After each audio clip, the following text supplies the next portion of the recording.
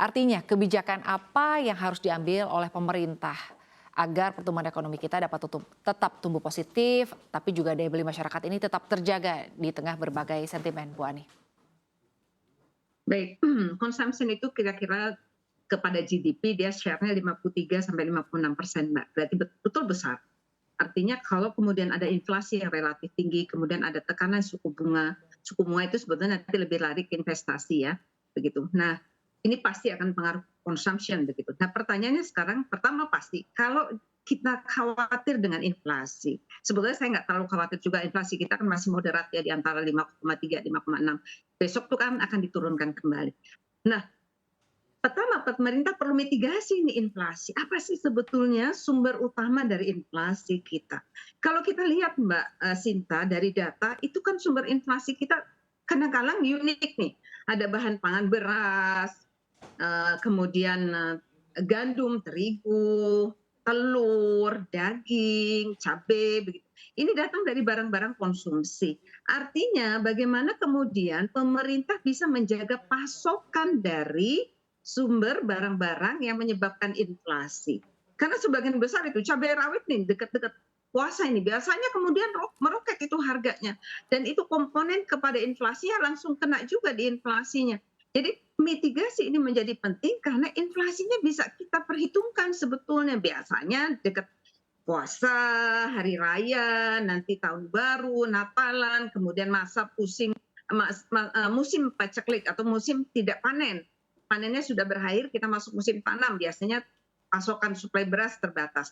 Jadi komunikasi mengenai menjaga inflasi ini menjadi penting. Itu pertama. Jadi sehingga inflasinya tidak akan menghit consumption. Kedua, saya yakin karena kalau kita lihat dari APBN ya kan masih fiskal ekspansif di sana.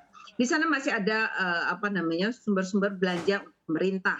Sorry, maksud saya sumber-sumber belanja untuk masyarakat. Misalnya masih ada subsidi, masih ada bansos, masih ada kaitannya dengan menjaga harga minyak goreng. Ini pemerintah sudah mulai nih melakukan penjagaan terhadap harga minyak goreng, misalnya dengan 50% DMO-nya untuk domestik. Oke, kemudian pemerintah juga sudah merencanakan untuk memasukkan misalnya gula putih dan daging karena mendeteksi akan ada kenaikan harga.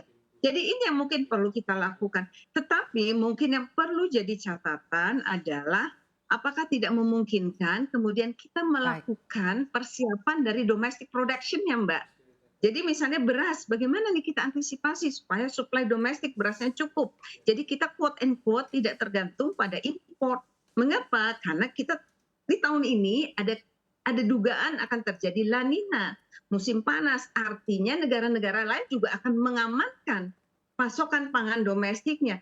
Nah, bagaimana regulasi ini kemudian situasi ini ditangkap dengan kementerian-kementerian terkait pertanian, perindustrian, perdagangan untuk duduk bersama mengantisipasi. Jadi hal-hal seperti ini saya bayangkan ya, sektor Baik. pertanian ini kan kadang-kadang mungkin tidak terlalu dilihat, sementara ketergantungan impor pangan kita dan pengaruhnya terhadap inflasi relatif besar.